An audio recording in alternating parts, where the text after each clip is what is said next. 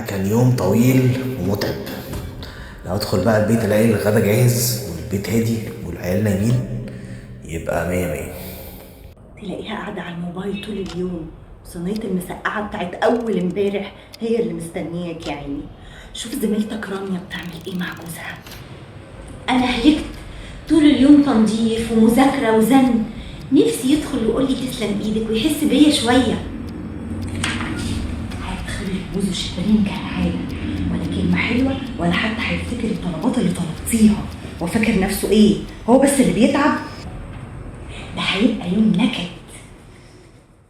المشكله هنا مش في المسقعه ولا في تاخير الطلبات، المشكله هنا في الاستحقاق المشروط. احنا بنرسم سيناريوهات في خيالنا للطرف التاني، ولما الواقع يخلف التوقعات بتاعتنا بننفجر. علم النفس بيقول لنا ازاي نتعامل مع التوقعات العاليه. 1. تبديل الأدوار قبل ما تفتح باب البيت وقبل ما تفتحي باب المناقشة. خدي نفس عميق. تخيل تعب الطرف التاني، هو جاي من معركة شغل وهي خارجة من معركة البيت. تقديركم لتعب بعض هيقلل التعب. الكلمة الحلوة والمساعدة البسيطة هتهون تعب اليوم عليكم.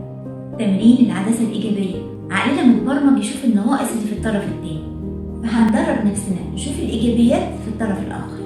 كلمه نورت بيتك مع اكله بيحبها او تسلم ايدك على تعبك النهارده بتغير كيمياء العلاقه من صراع لاحتواء.